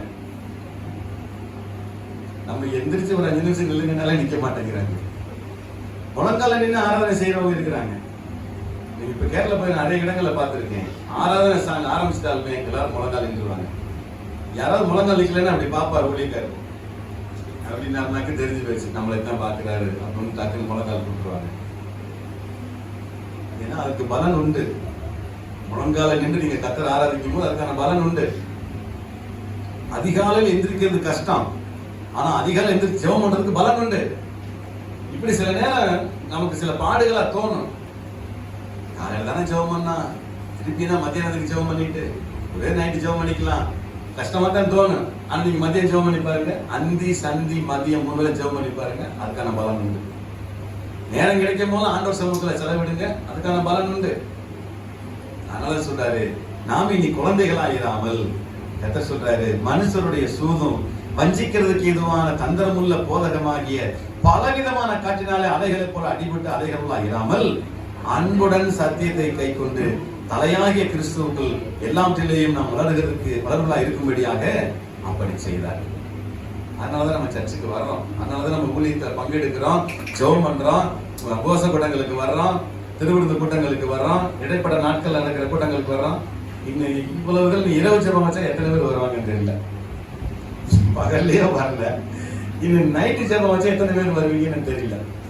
ஒரு காலம் நல்லா நடந்துச்சு, இரவு ஜெபத்தில் நிறைய பேர் பங்கெடுத்தாங்க, கொரோனாவோட முடிஞ்சு போயிடுச்சு. அதனால இப்படி நம்ம நேரம் கிடைக்கும் போது ஜெபிக்கும் போது நம்முடைய இந்த வீடு நித்திய ஜீவனுக்கு போகும்படியாய் கர்த்தர் நம்மை உருவேற்படுத்துகிறார் என்று வேதம் சொல்லுகிறது. இந்த 2 வசனத்தை வாசி நிறைவு செய்வோம். அதே எபிரேயர் 2ஆம் அதிகாரம் 1ஆம் வசனம். எபிரேயர் 2ஆம் அதிகாரம் 1 வசனத்தை வாசி. ஆகையால் கேட்டவைகளை விட்டு விலகாதபடிக்கு மிகுந்த ஜாக்கிரதையாக கவனிக்க வேண்டும். நீங்க இப்ப கேட்டிருக்கிறீங்க, இதை விட்டு விலகாதபடிக்கு ரொம்ப ஜாக்கிரதையா கவனிச்சு கேளுங்கிறாரு. இல்ல போதும், அப்ப நீங்க கேட்கறதே ஜாக்கிரதையா கேட்கணுங்கிறாரு. இங்கேயே ஜாக்கிரதையா கேட்காம அப்புறம் வீட்டுல போய் விளக்க கொளுத்தி வீட்டை பெருக்கி எப்படி தேட போறீங்க ஜாக்கிரதையா? சரி சரி வீட்டுல போய் ஜெபம் பண்ணிக்கீங்க அப்படின்னம்னா வீட்டுல போய் நல்லா தூங்கத்தான் செய்யணும். வீட்டுக்கு வந்துட்டோம்ல, நீங்க என்ன செஞ்சுக்கலாம். உங்களை நம்பி ஹோம்ஒர்க் கொடுத்தா என்ன ஆகிறது? அப்புறம் இங்க வந்து அப்புறம் ஹோம்ஒர்க் அடுத்த வாரம் எழுதிட்டு இருக்கோம். நிறைய பேர் அப்படித்தான் ஸ்கூல்ல போய் தான் ஹோம்ஒர்க்கே எழுதுவாங்க. ஏன்னா 2 நாள் லீவ் விட்டாச்சு, எதிர்நீச்சல ஜாலியாக அடிப்படையில் வந்தாச்சு, இப்போ ஹோம்ஒர்க் செய்யல. இந்த 4வது கணக்கு என்ன ஆன்சர் வருது, ஆன்சர் மட்டும் அந்த வேலை இங்கே செல்லாது. கர்த்தர் சொல்றாரு, உண்மையான ஹோம்ஒர்க்கு நீங்க வீட்டுல விளக்க கொளுத்துங்க, வீட்டை பெருக்குங்க, ஜாக்கிரதையா கேட்க. அதனால அதே எபிரேயர்ல பாருங்க 4ஆம் அதிகாரம் 14ஆம் வசனம் 4:11. ஆகையால் அந்த திருஷ்டாந்தத்தின்படி கீழ்ப்படியாமையால விழுந்து போகாதபடிக்கு நாம் இந்த இளைப்பாறலில் பிரவேசிக்க ஜாக்கிரதையா இருக்க கடவுள். ரொம்ப ஜாக்கிரதையா இருக்கணும். நீங்க இப்ப விட்டுட்டீங்கன்னு வைங்க, நீங்க ஒருபோதும் தேட முடியாது. உங்களுக்கு தேடுறதுக்கான நேரத்தை ஆண்டவர் கொடுத்திருக்கிறாரு. நல்ல கை கால்கள் சுகம் இருக்கும் போதே, நல்ல இருதயத்தில் எண்ணங்கள் சிந்தனைகள் நல்லா இருக்கும் போதே, கண் பார்வைகள் தெளிவா இருக்கும் போதே, காது கேட்கிற திறன் தெளிவா இருக்கும் போதே இதெல்லாம் செஞ்சுக்கங்கிறாரு. அதுக்கப்புறம் பிரசங்கி 12 சொல்லும் போது அவன் வாதவி மரம் பூ பூத்து தலையெல்லாம் நரைச்சு போய் கூனி குலுகி தள்ளாடி முழங்கால்கள் தள்ளாடி அப்புறம் தொண்டையின் அருகே துறவண்டையில சால் உடைந்து பால் ஊத்தும்போது ஒருக்கம் ஒழுங்கு அப்போ போய் நினைச்சா எப்படி இருக்கு? அழகா சொல்லுவார் பிரசங்கி 12. சாக போற நேரத்துல இல்லப்பா உன் வாலிப பிராயத்திலேயே உன் சிருஷ்டிகரை நினைக்கிற அப்படின்னா நல்ல திடகாத்திரமா கெதி இருக்கும் போதே கர்த்தரை நினைக்கிறார். நல்ல கண் பார்வை இருக்கும் போதே வேதத்தை படிச்சுக்கிறாரு. நல்ல காது கேட்கிற திறன் இருக்கும் போதே சத்தத்தை கேட்டுக்க, உபதேசத்தை கேட்டுக்கிறாரு. போதகர் சொல்ல கேளுங்கிறாரு. நல்லா பேச முடியும் போதே மற்றவங்க நல்ல வார்த்தையில பேசி பழகிக்கிறாரு. நல்லா நடக்கும் போதே சர்ச்சுக்கு ஓடி ஆடி வந்துடணும். நல்ல திடகாத்திரமா இருக்கும் போதே சீக்கிரமா சர்ச்சுக்கு வந்து சபை காரியங்களை ஈடுபட சொல்றாரு. இதெல்லாம் இல்லாம கடைசி நேரத்துல அந்த கடைசி துறவண்டையில சால் உடைந்து அதை மட்டும் வாசிக்கணும். வெள்ளிக்கயிறு கட்டுவிட்டு பொற்கினி நசுங்கி ஊற்றின் அருகே சால் உடைந்து துறவண்டையில உருளை நொறுங்கி இந்த மண்ணானது தான் முன்னிருந்த மண்ணுக்கு பூமிக்கு ஆவி தந்த தேவனத்திற்கு மறுபடியும் போகாததற்கு முன்னும் அவர் வாலிப பிராயத்திலே நினைக்கிறார். அப்படின்னா என்ன அழகா இருக்கு. இந்த வார்த்தை ஒரு நாள் விளக்கி சொல்றேன். எனக்கு நல்ல சால போறப்ப பால் ஊத்திட்டு இருக்கும் போது நினைக்க கூடாது, ஐயோ ஆண்டவரே நான் போகாம விட்டுட்டனே, சபையில போய் இப்படி சேராம விட்டுட்டனே, ஞானசாரம் எடுக்காம விட்டுட்டனே, ஆவிக்குரிய வரங்களை பெறாம விட்டுட்டனே அப்படின்னு சொல்லி எப்ப நினைக்கிறது? நல்ல துறவண்டில சால் ஊத்திட்டு இருக்கும் போது நினைக்க கூடாது. நல்லா இருக்கும் போதே நினைச்சுக்க. நல்லா இருக்கும் போதே இந்த வார்த்தைகளை கேட்டு அதன்படி அதன் பிரகாரம் நடங்கன்னு ஆண்டவர் சொல்றாரு நமக்கு.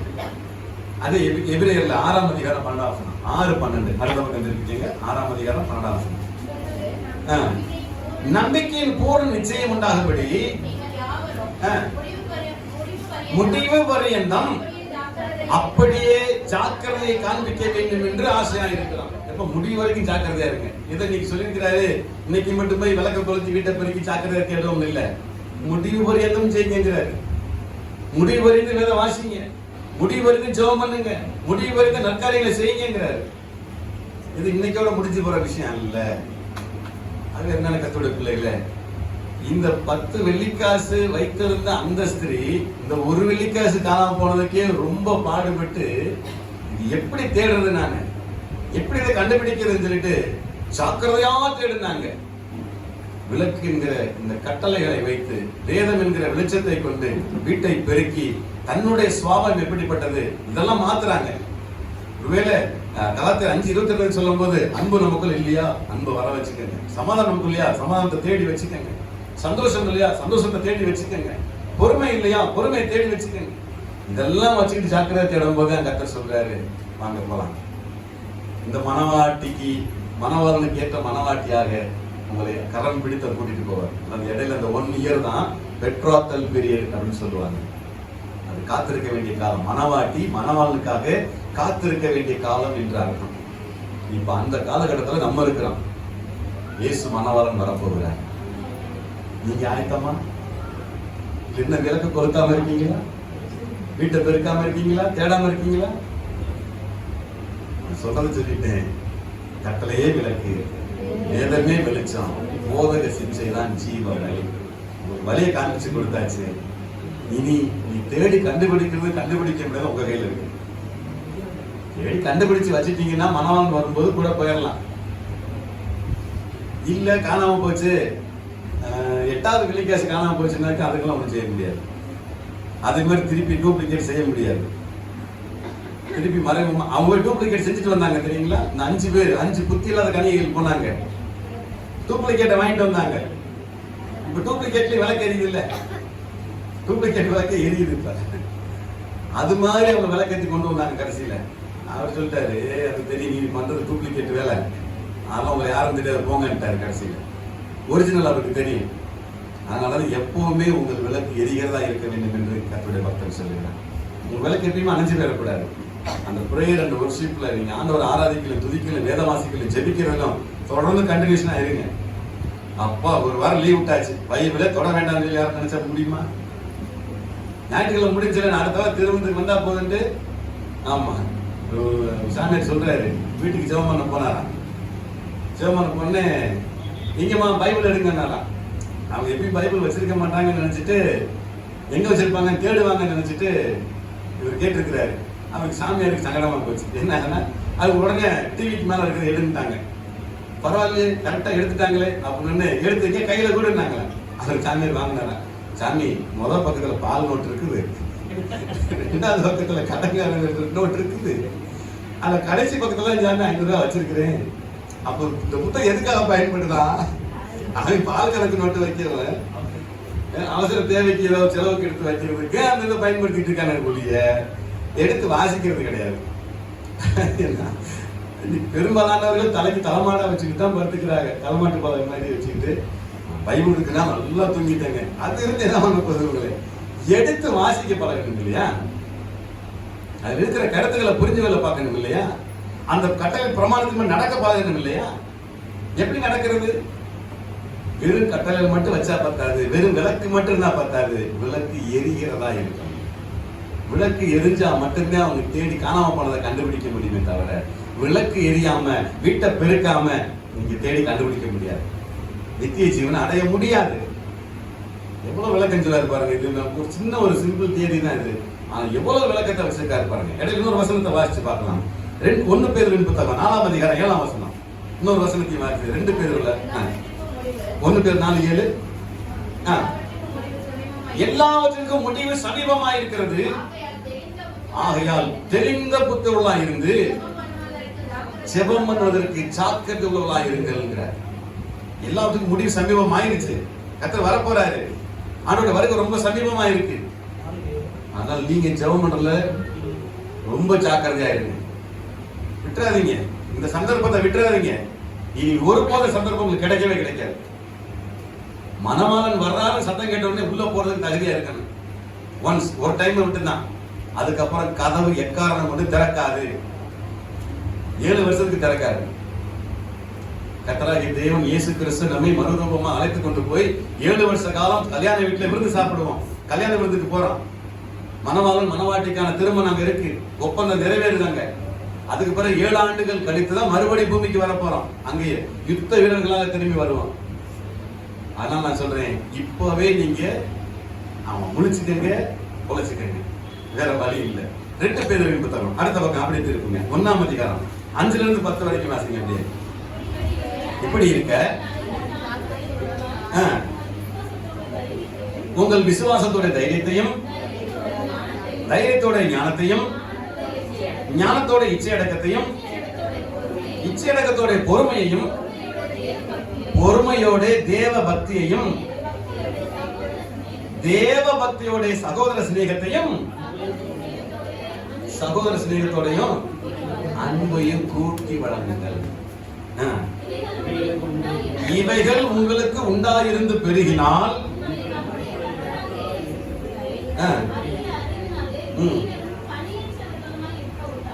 இப்படி செஞ்சீங்கன்னா நீங்க கனி இல்லாம போக மாட்டீங்க, கனி தருகிறவர்களாய் இருப்பீங்கன்னு சொல்றாரு.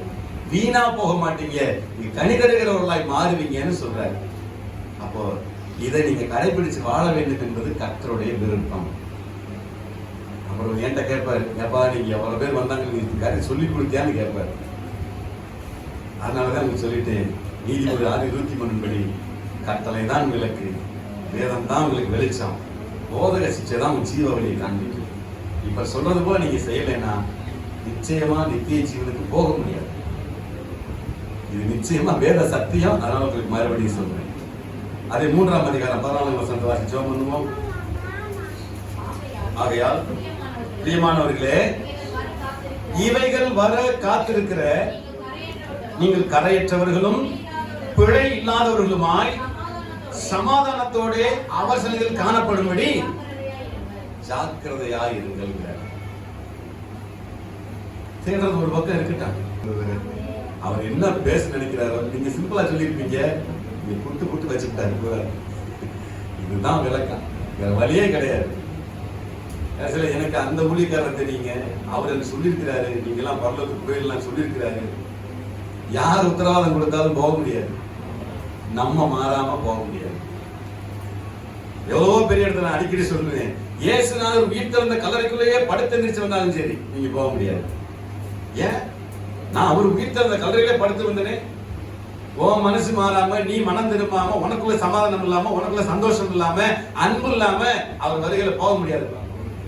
இது வேத சத்தியம். அதனாலதான் விளக்க கொளுத்தி பாருங்க. இந்த விளக்க பாருங்க, விளக்க கொளுத்தினா என்ன அர்த்தம்? போய் தீய பொருத்தினாலும் யாரு? இதை திறந்து வாசி பாருங்க. இதுதான் விளக்கு. இது வெளிச்சம் இங்க இருந்தா வரணும், வேதத்துல தான் வெளிச்சம் வரணும். அப்ப இந்த கட்டளைங்கிற விளக்கு நம்ம கொடுக்கப்பட்டிருக்கிற எல்லா வேத வார்த்தைகளும் நமக்கு விளக்கா இருக்கிறது. இதை வெளிச்சத்துல பாருங்க. இந்த வெளிச்சம் எங்க இருந்து வரணும்? தேவனிடத்திலிருந்து வருகிற வெளிச்சம். அந்த வெளிச்சத்தை நீங்க இருந்தா தான் நித்திய ஜீவனுக்கு போக முடியுமே ஒழிய வேற எந்த லூப் லைனும் கிடையாது. வேற வழி இருக்கா? சொல்லுவாங்கல்ல, 3 மாதத்தில் உங்களுக்கு இலவச பயிற்சி கொடுத்து உங்களுக்கு மேல கொண்டு வந்து சர்டிஃபிகேட் கொடுத்தாங்க. அப்படிலாம் நீங்க செய்ய முடியாது. 30 நாளில் நீங்கள் கற்றுக்கொள்ளலாம். அப்படிலாம் நீங்க கற்றுக்கொள்ள முடியாது. பிறந்ததுல இருந்து வந்தவனே போக முடியாது. நான் பிறந்ததுல இருந்து ரட்சிக்கப்பட்ட குடும்பத்துல வாழ்ந்தேன், பிறந்தேன், எங்க குடும்பத்துல எங்க ஊழியக்காரர், எங்க அப்பா ஊழியக்காரரு, போக முடியாது. அது தனிச்சாப்டு. இப்ப என்ன சொல்றாரு? நீ கரெக்டா இருந்தியா? நீ அன்பு கூர்ந்தியா? நீ சமாதானமா இருந்தியா? நீ மற்றவங்களோட சிநேகமா இருந்தியா? நீ கத்திரத்துல அன்பா இருந்தியா? அவர் நீ வார வாரம் கோயிலுக்கு போனியா அப்படிலாம் கேட்க மாட்டாரு. போகணும், நான் டெய்லியும் வரணும், தினந்தோறும் வரணும். ஆண்டவர் அர்த்தம் சொல்ல, ஆண்டவர் ஆலயத்தில் தினம் உங்க கால் படணும். ஒருவேளை நீங்க இந்த பக்கம் வேலைக்கு போறாங்க, உள்ள வந்து ஒரு நிமிஷம் ஜெபம் பண்ணிட்டு போயிடணும். அதுதான் நியமம். அப்போ கர்த்தருடைய சமூகத்துல சந்நிதியில உங்கள் பாதங்கள் படும்போது உங்கள் இருதயத்தின் எண்ணங்கள் சிந்தனைகள் எல்லாம் அவர் சமூகத்தில் இருந்து உங்களுக்கு ஆறுதல் படுத்தும், உங்களை ஆயத்தப்படுத்தும், உங்களை ஜாக்கிரதையா இருக்க வைக்கும், நித்திய ஜீவனுக்கு கொண்டு போய் சேர்க்கும். இதுதான் ஜீவ வழி. அது அல்லாம கடைசியா அந்த 2 பேர் 3ஆம் அதிகாரம் 14 மறுபடியும் அதை வாசிச்சு நிறைவு செய்வோம். இப்ப வாசிங்கள கடைசியா எல்லாரும் சேர்ந்து வாசிங்க. ஆயினும் பிரியமானவர்களே, இவர்கள் வர காத்திருக்கிற நீங்கள் கரையற்றவர்களும் பிழை இல்லாதவர்களுமாய் சமாதானத்தோடு அவர் சன்னதியில் காணப்படும்படி ஜாக்கிரதையா இருங்கள்.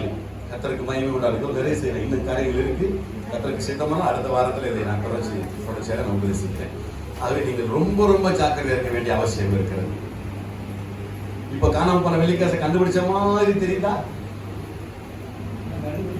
கண்டுபிடிச்சிடலாமா? சந்தோஷம், சீக்கிரம் கண்டுபிடிச்சிருக்கேன்.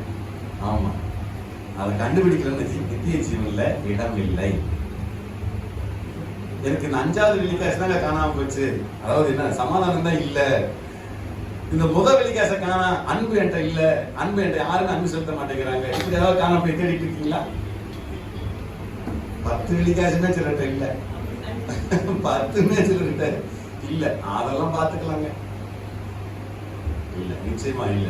இந்த வெள்ளிக்காசுகளை, இந்த சட்டங்களை, திட்டங்களை, தீர்மானங்களை நீங்க ஜாக்கிரதையா தேடி கண்டுபிடிக்கலைன்னா கண்டுபிடிக்கவே முடியாது, நிச்சயம் போக முடியாது. உங்களுக்காக வேற யாராவது பிரயாசப்படுவாங்களா? இல்ல, நீங்க தான் பிரயாசப்பட்டு தேடி ஆகணும். அப்படி காணாம போனவங்க எல்லாம் எங்க நிற்போமா? சோத்திரம். ஏதோ காணாம போய் தேடிட்டு இருக்கிறீங்க. சரி, கர்த்தருக்கு மகிமை எல்லாம் எழுதி நிற்போம். ஆண்டவர் சமூகத்துல, ஆண்டவரே, நான் இப்ப சொல்லி இருக்கிற இந்த 10 வெள்ளிக்காசுல